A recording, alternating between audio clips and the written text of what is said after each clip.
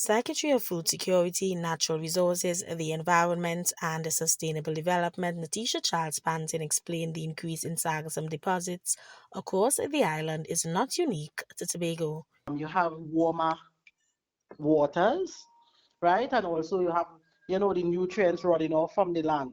And of course, those changes in ocean circulation patterns. So that is why you have that type of condition or favorable condition for the massive sargassum blooms that we are experiencing, not only in Tobago, but on other Caribbean islands.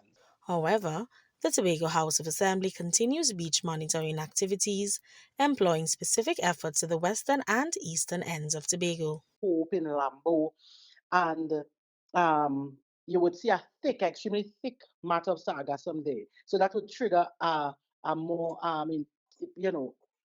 intensive or probably a more, like heavy equipment and that type of response. But when you come across to the Caribbean seaside, you're not seeing that the thickness. So you don't need something as heavy equipment, or you wouldn't need to use that. So it's basically having the URP teams and CPEP teams get involved. With limited financing posing challenges to the efforts, Secretary Pantin assured that the situation is under control. We have to identify funding if we have to engage heavy equipment, and contractors to assist with the cleanup. The last time we did the cleaning, it cost us about just near $1 million. It was 900 and something thousand. And that was to clean beaches in Speyside, Lambo, Magdalena, different beaches on the Atlantic side.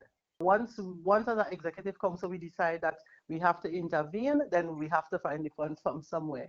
Beaches on the Caribbean seaside have been cleaned extensively, but Secretary Pantin is reminding persons of the role they play in preventing these occurrences. We continue to encourage persons to look at their habits in terms of pollution, not only us as individuals, but as businesses, as hotels, anything that would lead to pollution.